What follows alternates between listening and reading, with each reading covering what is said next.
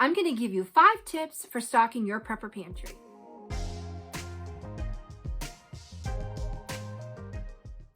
Hi everyone, this is Tiffany with Raising House and Home, and today we're going to talk about how we can maximize our prepper pantry storage. If you're new, you may not have very many things yet in your prepper pantry, and this video can help you with ideas on how to stock it. If you aren't new to prepping, then this hopefully will still help, because I think I have a few more ideas that maybe you haven't heard yet, so stay tuned. So number 1, which I think is probably one of the most important, is to buy only what you will eat. So if you don't like beans, if you have never tried beans, you've never cooked beans, do not go out and buy whole big buckets of beans, because it will go to waste. And if you are in a SHTF situation or any situation where you might need to go into your preps, you are not going to want to eat beans every single day if you're not used to them. So only buy what you eat. And what you can do is, before any emergency happens, try new foods. So if you want to stock up on beans or lentils, things like that, try them before there's an emergency. So buy a small amount and try cooking them, try finding recipes that you might like, that your family might like, and kind of play around with it. And then once you find something that they enjoy, then go ahead and purchase that and put it in your preps. So some of my kids like red kidney beans and they don't like lentils. So you kind of have to just see what they like, because there is nothing worse than, if there's an emergency situation, than having to eat foods that you really do not like and can give you some gastrointestinal trouble because you're not used to eating them.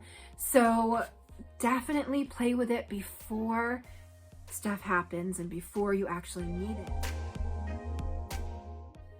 So most of us have heard about these freeze-dried foods. So even if I think you're a beginning prepper, you've probably seen these on the shelves or seen them in videos, and they can be a little pricey, but they do last for a while. This one is butter powder, and it is shelf life up to 10 years. So it can last for a while, and it's probably the easiest way to prep, because all the work is done for you. You don't have to worry about Mylar bags or how you're going to store this.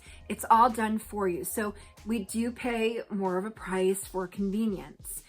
But if you want to just get started in a slow way and not spend a whole lot of money, look through your store aisles. There are other things like these freeze-dried mangoes. There are freeze-dried apple slices. So these are all packages that will last for a very long time.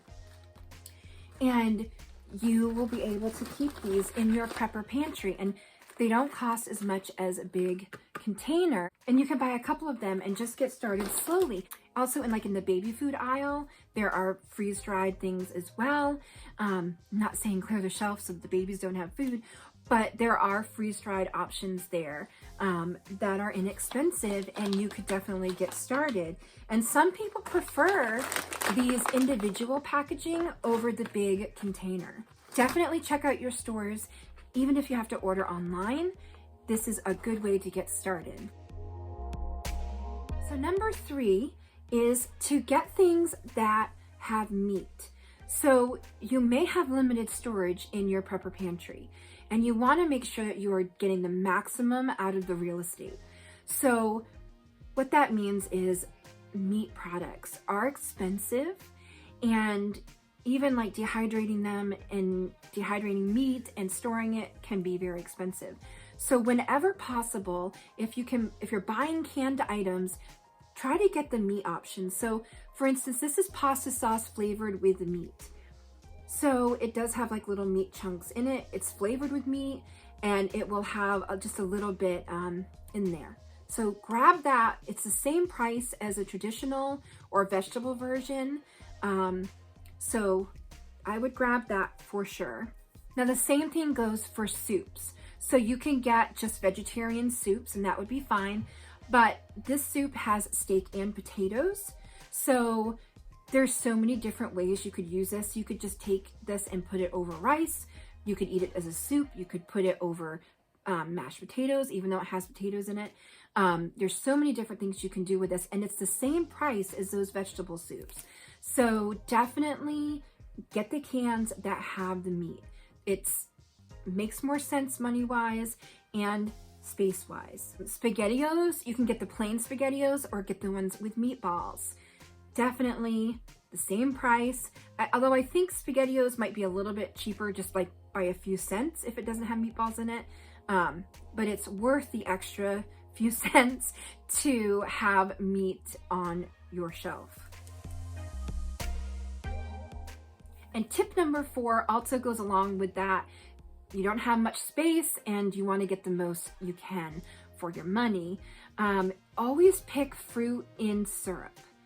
And I know that we've been taught that this is not healthy for us. You know, it has the sugar and the corn syrup and all of that. But in an emergency situation, you can use that syrup for sweetening things. You can sweeten so many things with that, and it gives you more calories. So if you're trying to have more calories in your diet, it may not be the best. I know it's sugary, but it does give you a few more calories, and there are so many things that you can do with that syrup. It's not any more expensive to have it in the syrup versus the water, and it doesn't take up any more space. So definitely try to find stuff with the syrup. And my 5th tip is to get started now. It is never too late to start. So you can start researching. If you don't have the money right now to start buying extra items for your food, just start researching. Start rationing some of your portions of your food that you're eating now. For instance, for me, I was always cooking way too much rice, and we would have leftovers and we never would eat the rice, so I would end up throwing it away. Start paying attention to how much does your family actually eat? How much rice does your children actually eat? So you want to start figuring out what is really your serving size that you need, and start using less so you'll have more on your shelf. And if you are eating way more than the servings, that's something that we've worked on too. Start kind of paying attention to the serving sizes on the packages and try to get closer to that serving size. It's going to help you in the long run having extra food on hand. It's going to help you health-wise, and it'll help you later on if there is an emergency. You will be used to eating more close to the serving sizes. So this is a great start if you're a beginner prepper, and hopefully these ideas helped you if you are a seasoned prepper. And I think that this is a great way to start, and definitely start as soon as possible.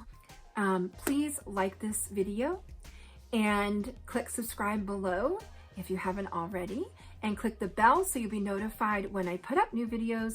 I'm going to be doing a series of videos like this, and if you like that, then you definitely want to be notified when I put something up. So thank you guys for watching. Please leave your comments below. If you have any other tips that help you with your prepper pantry, let me know how it's going. Let me know if you are new and if you have started, and what was the first thing that you purchased. I love to know those things. And I hope you are all happy, safe, and healthy. And until next time, bye.